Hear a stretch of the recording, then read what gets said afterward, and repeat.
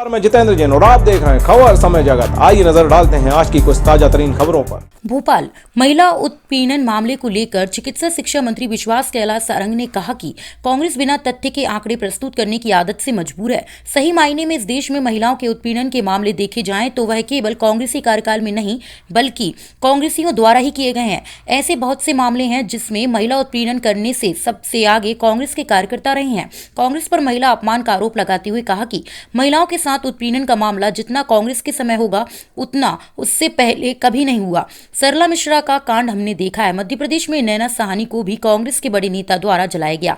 कांग्रेस लगातार महिलाओं का अपमान करती है। वहीं उन्होंने कोरोना वैक्सीनेशन को लेकर कहा कि कांग्रेस द्वारा लगाए जा रहे आरोपों पर कहा कि कांग्रेस रूट से ही वैक्सीन का विरोध कर रही है। वैक्सीन की गुणवत्ता को लेकर कांग्रेस ने जिस प्रकार से माहौल बनाया था उससे इस देश के वैज्ञानिक हताश हुए, बल्कि जिसको वैक्सीन लगना था उनमें भी कहीं ना कहीं कंफ्यूजन की स्थिति पैदा हो गई। अब प्रशिक्षण सफल हो गया तो उनको तगड़ी अटाने की आदत पड़ गई है। अब देखिए, कांग्रेस के बारे में टिप्पणी करना अपना समय खराब करना है।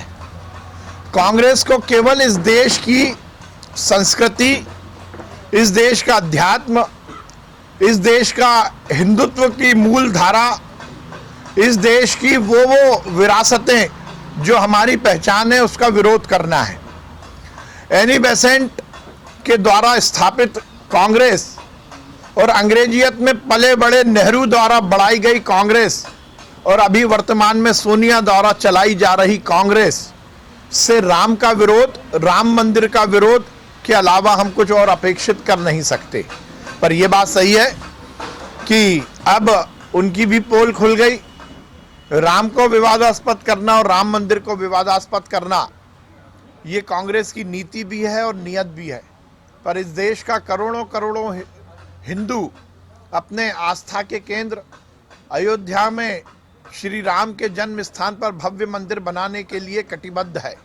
हम सब मिलकर अयोध्या में श्री राम का भव्य मंदिर बनाएंगे और वो कांग्रेसी जिन्होंने राम सेतु तोड़ने का षड्यंत्र किया, वो कांग्रेसी जिन्होंने राम के अस्तित्व को मिटाने की कोशिश की, वो कांग्रेसी जिन्होंने राम का नाम बदनाम करने की कोशिश की, निश्चित रूप से ये उनके गाल पर बड़ा तमाचा होगा।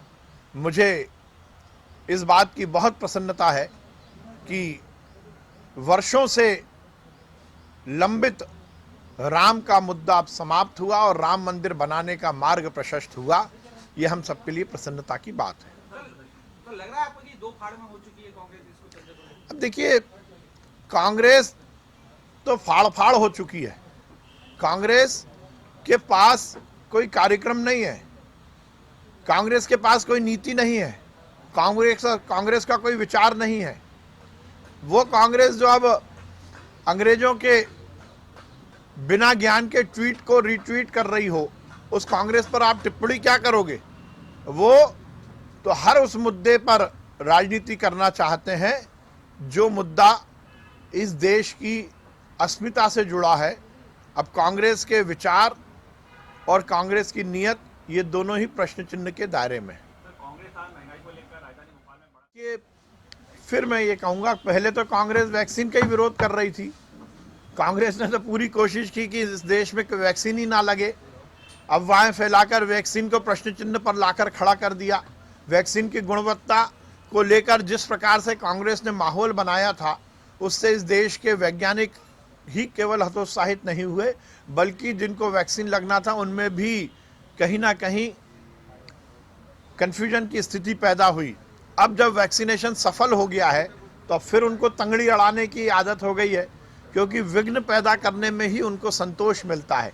इसलिए नई नई बातें कर रहे हैं। पर मैं उनको ये ज्ञान देना चाहता हूँ कि फ्रंट लाइन जो वॉरियर्स हैं उसमें वो सब वर्ग के लोग हैं जो कि कोरोना से प्रत्यक्ष या अप्रत्यक्ष लड़ाई लड़ते आए हैं।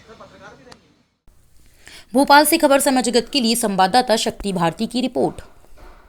For latest news, subscribe to our channel and press the bell icon.